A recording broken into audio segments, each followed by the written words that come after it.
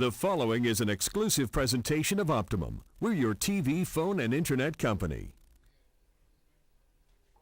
He's the longest-serving legislator in Trenton and a former governor. I'll speak with him next on this edition of Meet the Leaders.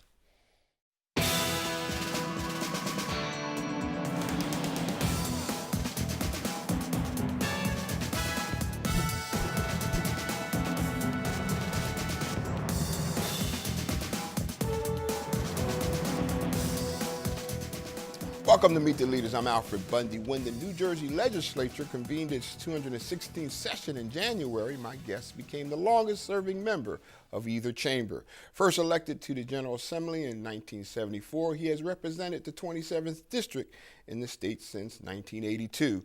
When Jim McGreevey resigned, he served as governor for 14 months. I'm pleased to welcome former governor and state senator Richard Codey to Meet the Leaders. Welcome back, Governor. So long. I just miss seeing George Washington well, when he came through. Hey, you know, he would have been proud to have you on his team. I got suits older than you. I mean, come on. Please stop. Listen, certainly New Jersey continues to be in the news. Now our governor, he had a press conference. He said the first time he learned about what was going on Fort Lee around the George Washington Bridge was the day before his press conference.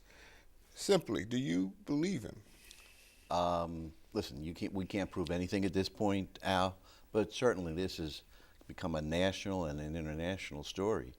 Where it leads us, we don't know, but it's not going to be over tomorrow, Al, or next month. This will drag on for a long time. Now, they allege that there was a traffic study. Have you seen one? Well, listen, Al, the way they do traffic studies nowadays is through computers. You don't have to close down any lanes to find out what would happen if you close these lanes down. No one's been able to give you or me or anybody else a document that says, here's the traffic study. So there was no traffic study. Wow. This was some vindictiveness, but the question is, why? Was it because the mayor didn't endorse the governor? Was it about a real estate deal gone bad for somebody close to the governor? We don't know that. I've actually heard that it may have something to do with Loretta Weinberg not supporting his nominee for the Supreme Court. Have you heard this story? Well, I mean, that the president of the Senate has said we have to have a balance, and he's correct. You know, it's always been that way.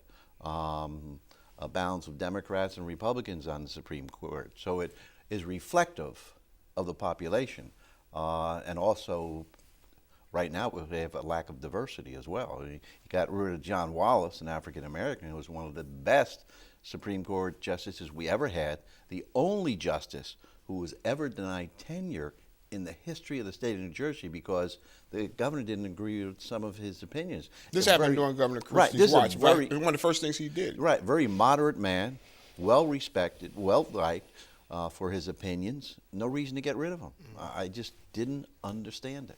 His now former Deputy Chief of Staff, Bridgegate, and a few others are invoking the Fifth Amendment. What do you make of their lack of cooperation? Well, I think almost all the people who go before this legislative committee might very well take the Fifth on the advice of their lawyers and try to make a deal with prosecutors. I mean, I can't fault them for doing what they're allowed to do and on the advice of the attorneys, but the question now is, now we have David Wildstein, who resigned over this Bridgegate.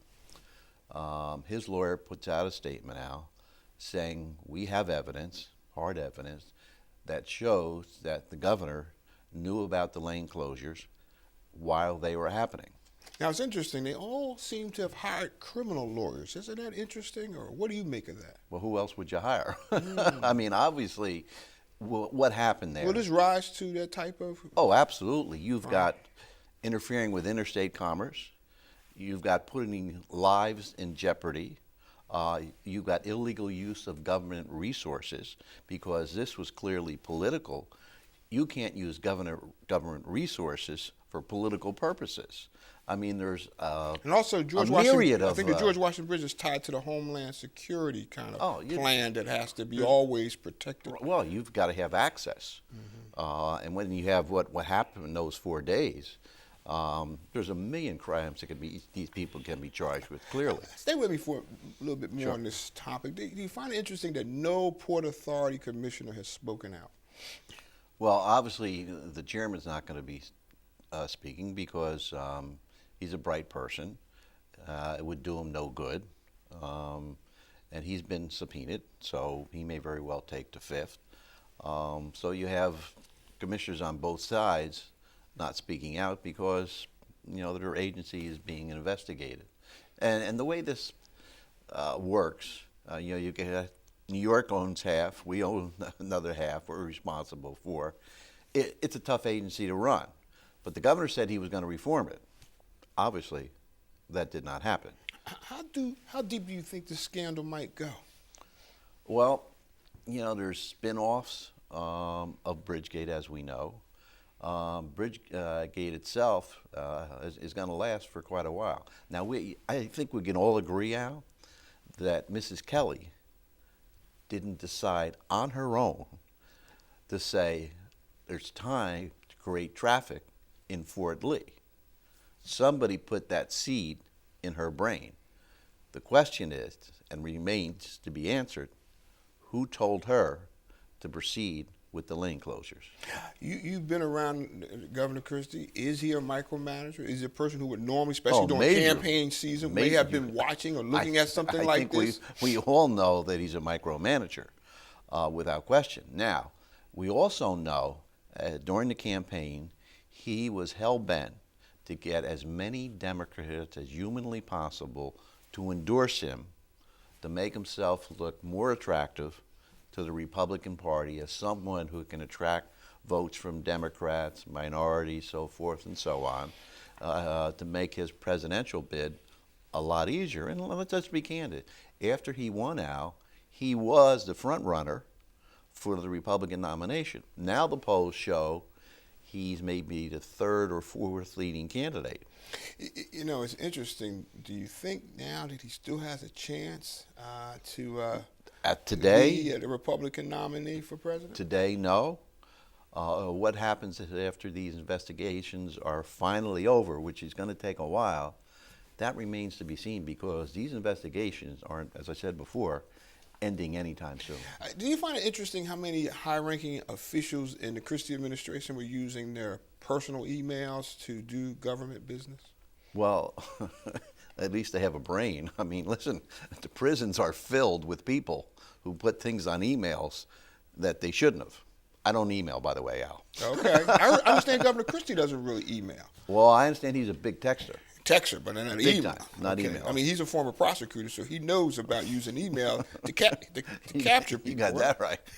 Let's move on to another scandal. As a matter of fact, we now have joint committee investigating which is the right thing to do. Something called the Superstorm Sandy relief funds, and there seems to be a lot of inequities. I mean, certainly Mayor Dawn Zimmer up in Hoboken, who was one of the areas that was ravaged by this storm. She requested over $127 million in relief from the state. She's gotten about $340,000. What's the holdup? What do you think happened there? Well, she's alleging that the lieutenant governor, in a conversation with her, said, "Now I know I'm not supposed to say this, but on the Sandy money, if you are going to get it, you have to help this Rockefeller project in your town." Now, if you say... Now, this is the lieutenant governor, allegedly? Kim Gadagno, right. If you tell anybody about this conversation, I'm going to deny it. After the conversation, she tells her aides what took place. She puts it in her journal. Now, she goes 6 months without saying anything. So, any criticisms about that, I understand. But understand the fear that the governor has created amongst a lot of officials. If you don't go along with us, you're not going to get help and we'll go after you. So I can understand it. But she also said, I will take a lie detector test. I will testify under oath. Now, contrast that with the lieutenant governor who said, this never happened, it's incredulous, and I'm not going to answer any questions. So, I mean, the prosecutors have to weigh the evidence here and decide. Now, do you actually see the retaliation? Because let's look at there's a lot of inequities. Listen, we can look at Belleville. We can look at New Belleville's- Brunswick. Right. We can look at, there's a situation even with Harrison that's kind of related to, how the governor treats things. Talk to us about, have you seen his retaliation in his personality? I've seen it up close and personal. There's no question. There's a side, unfortunately, there's a side of the governor that if you don't agree with him on an issue or whatever, he strikes back at you. We saw that recently with his former employee, Wildstein, where I couldn't believe, Al, when he was doing his news coverage, when Mr. Wildstein resigned, he put out a press release praising him for his tireless work on behalf of the citizens of New Jersey at the Port Authority. During the press conference, somebody says, well, he was your friend from high school. He said, wait a minute. I was the president of the student body. I was an athlete. We traveled in different circles. Very demeaning, Isn't this guy Wildstein's the former mayor of Livingston, New Jersey, am I correct? Yes, although... And that's his hometown, am I correct? Right, although mayors aren't elected in Livingston, they rotate. They rotate it's a the ceremonial count- thing. the But in any council. event, yes, he was. At the time, they were both young men in the town of Livingston. So some people have said what Wildstein's lawyer did is kind of payback to Christie for what he said. But with a criminal defense lawyer, with the reputation that this person has, let himself sign a letter saying there's hard evidence here. If he doesn't have that evidence, his reputation is finished. So that's something that's going to play out, and it's going to be very explosive either way. I want to talk a little bit more about the storm, though. I guess it's Hammerman Gaynor Inc., better known as the HGI, provided Sandy recovery relief staff to about 21 counties that needed, support and help. At the same time, the contract in the middle was terminated, and also the contract, it was clear they had mishandled and really did a poor job in the Katrina disaster relief. What happened there? And there's rumor that there was a $100 million buyout. Yeah, I'm not sure what happened with all this Sandy money, but the one thing, Al, is the most devastation we all know about is where? Down the shore. You mentioned Belleville. Belleville got millions of dollars of Sandy money for a senior citizen building after the Democratic mayor endorsed Governor Christie. If you live down the shore, you haven't gotten your money to repair or rebuild your home. Are you mad about that? Sure you are. Do you have questions about it? Sure you do. We all have questions about it. I mean, in Belleville and where you and I live, our devastation was we were out of power for like 7 days, right? Our homes weren't destroyed. Our buildings, our apartment buildings weren't destroyed. But yet down the shore, we also had the devastation. Houses were floating down highways, streets. So, And they're still not in their homes. Right, this dichotomy of getting senior citizen money and I don't have money to rebuild my home has to be investigated clearly. What about Harrison in this situation there? Well, I mean, the mayor of Harrison has been a friend of the governor's since he got elected, even though he's a Democrat, which is fine. Did he get money for projects that he shouldn't have? I don't know that. You've got the light rail there. You got upgrades to the train station, so forth and so on. Were they justified? That remains to be seen. Any quick comment related to the "We're Stronger Than the Storm" ads that are now being investigated, which ran during the campaign period? I didn't think that it was appropriate that a governor who's running for re-election should be using public money and appearing in those ads. That's inappropriate when you're running. Quick answer. I actually have a bill in the legislature years ago that said 6 months before any re-election, the governor cannot appear in any public service ads, which had nothing to do with Christie. Short answer before we go to break. Do you think if this Bridgegate information had come out before November, would he have been reelected governor? Boy, that would have been one heck of an election. I think we would have been on pins and needles. We need to go to break. Don't go anywhere. We'll be right back with Governor Richard Codey.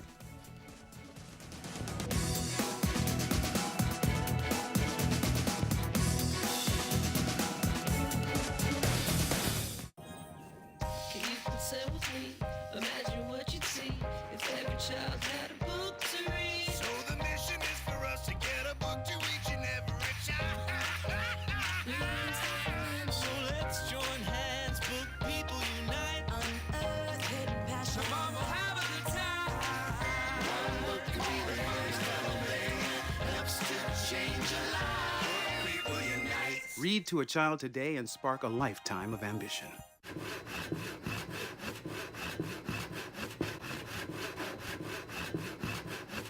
What are you doing? It not fit. Now it fit. Moving is hard. Moving our Optimum service is easy. Keep your email and phone number. Pick the day and time that works for you. Get free installation in our special movers offer. Go to Optimum.com/movers offer. Well, this is good news.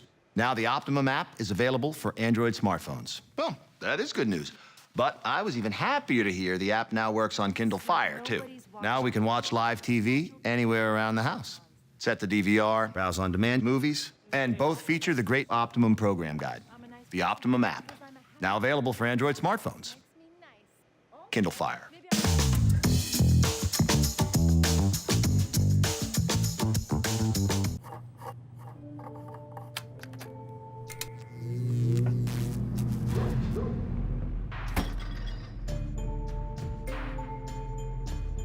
Traditional light bulbs actually generate 9 times more heat than light. Switch to Energy Star light bulbs, and you'll realize just how much cash you are really burning through. Saving energy saves you money. Learn more at EnergySavers.gov.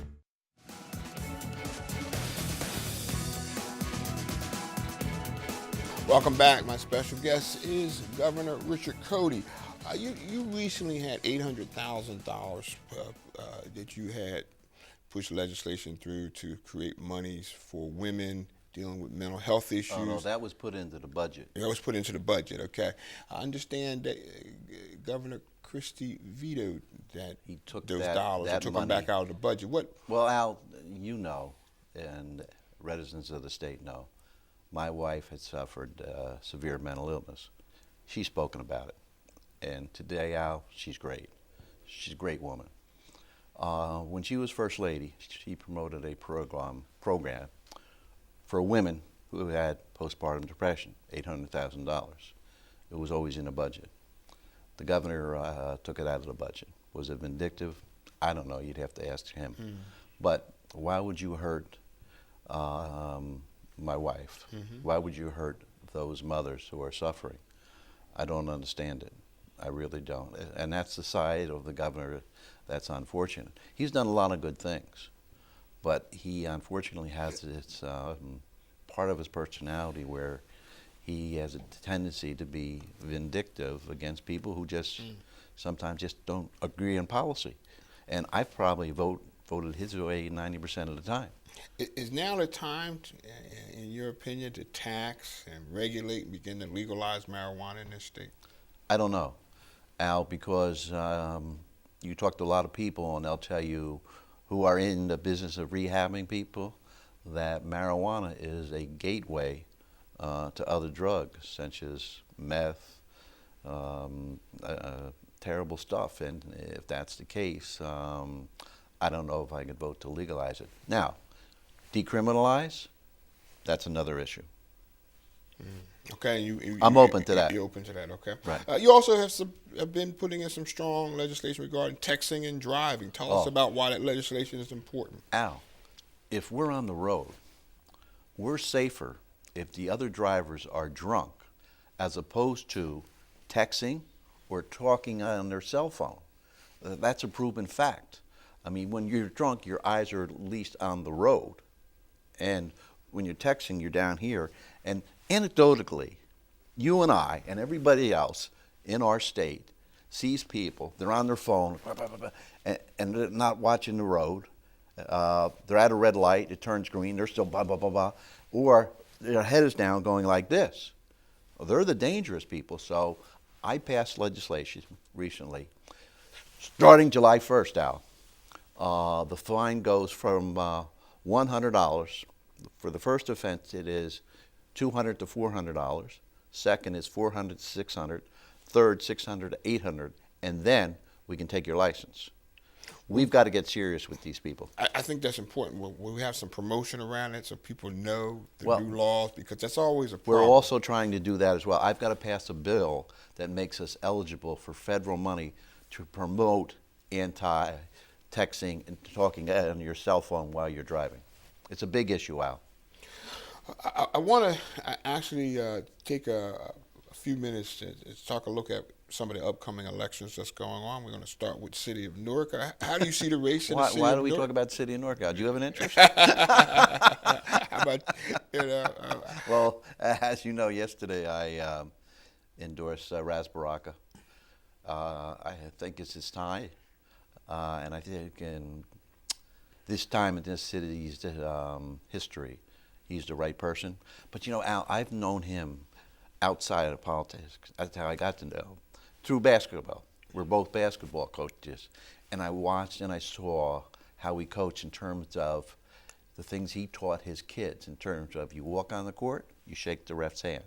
You shake your opponent's hand. You play hard, but not dirty. Game's over, shake the ref's hands and your opponent's as well. And I do the same thing now because I saw him do that.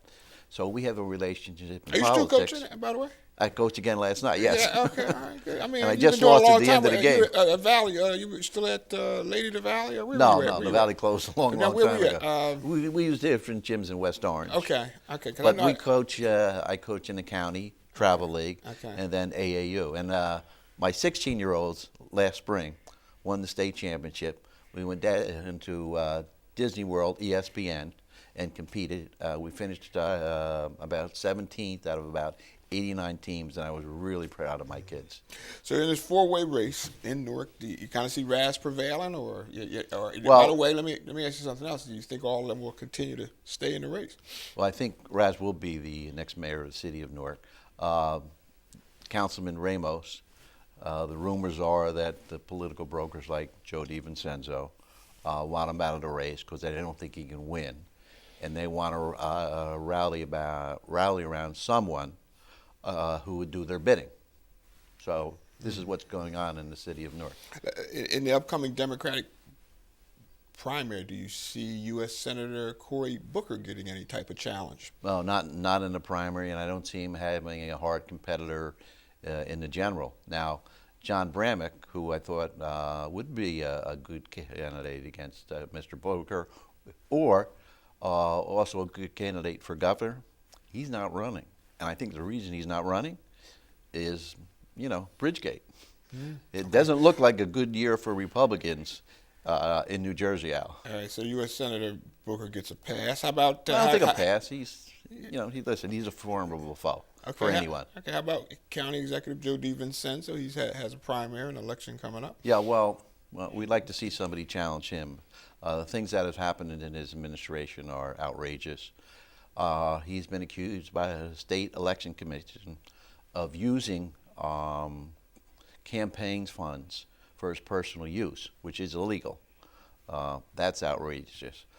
Use of federal funds for the homeless going to his friends who weren't qualified. There's one scandal after another with Joe DiVincenzo. Let me move on to another possibility of yourself, and any possibility we might see you back in running for governor again. Well, is there anything you will we consider? just elected a governor, so I mean. Well, things could change here Al, quickly. I am the epitome of one day can be a lifetime in politics. I woke up and somebody said to me, "You're going to be the governor." that was shocking, but that shows you how quick things can change. Look at the governor, Christie. He gets reelected. He's on the top of a mountain, very popular, going to be the Republican nominee probably for president. And a couple of weeks later, Plus, He's he has fighting set up for the survival. Super Bowl for him to have a super week, from the governor's Well, conventions, the association events, I- to the Super Bowl, and he didn't get much publicity. Matter of fact, most of the publicity he got was, kind of negative. People were booing. Yeah, him, no, I mean, listen, cheering. his numbers have gone upside down. So, as I said before, Well, that's why I'm asking. One day, we might, this thing could hey, change pretty listen, quickly. if Like they you said, you need a might governor, be they need a governor for You're- a couple you're- of months. I can do that. Okay, I've shown I can do that and do it well. That's right. You're well trained. I want to talk a little bit before we go about Where are we going? Obama administration. Where are we going? We're gonna have to go off this show. Congressman Pascrell and Pallone are asking the Obama administration to investigate the handling of the Sandy recovery funds. Do you think Well, I they're think going that's to be any very surprising appropriate, outcomes? especially for Congressman Pallone, who represents the shore area. People down there are mad. Hey, I don't have a house, and this money is going to New Brunswick or Belleville or some other town that didn't have destruction like we did. They should be mad. Listen, speaking of President Obama, do you think right now his campaigning efforts for Democratic candidates are helpful or harmful? Because he seemed to be struggling. He's struggling. There's no question about it, Al. He needs to show himself as more of a leader. I think without question, most of America respects him as a human being, as a person, as a father. But he's got to show himself as a stronger leader and get in there and get in those meetings and say, hey, listen, we're not leaving this room until we have a compromise and a deal. That's the way you get things done. I understand it's tough to negotiate with the Congress because you got the lower house Republican, the upper house Democrats. But listen, when I was governor, I always constantly talked to the Republican side, and we got things done. And it was a pleasure to deal with him. So he's got to learn that art. Back to New Jersey, we recently had the state message from the Governor Christie. What do you expect, and what would you like to see in his upcoming budget message? Well, one of the biggest problems there, Al, is going to be this. He signed into law and negotiated a bill that mandates certain amount of money going into the pension system. For this upcoming fiscal year, that is $1 billion that must go into the budget for the pensions by law. He signed it into law. In his State of the State address, he said, we got to talk about that and negotiate a lower figure. And I think all of us are saying, no, no, no, no. We asked the workers to sacrifice, and they are. But we said to them, we're going to put this money into the pensions to make sure these pensions are sound for your future. Now he's taking himself back off that promise. No, we will keep the fire on him to make sure he makes that pension. And if he walks, it may be a long summer in Trenton. Do you expect him to speak to that in the budget message? Well, he has to. There's no question about it. And President of the Senate has said, listen, if we have to shut down the government over this, he said, we will. He's also proposing a longer school day and a longer school year. What do you think of that quickly? That takes a lot of time. I mean, you've got an economy just down the shore. So if the kids are in during the summer, there's no traffic going down the shore. Longer days, you have to pay employees more. I don't know if the money's there, Al. It's good to send that message out. I don't see it being implemented anytime soon. He recently reappointed Camby Anderson here in the city of Newark. A very controversial figure. How do you see her leadership? Well, I think the problem, from what I've heard, is that she also has this part of her personality where if you don't agree with her, she's going to get you. That's wrong. Unfortunately, we got to really go off the show. We'll talk after the show some more. Thank you, Senator and Governor Codey, for being with us. That's all for this edition of Meet the Leaders. Thank you for watching. Please join me again next week when we'll speak with another leader from your community. I'm Alfred Bundy.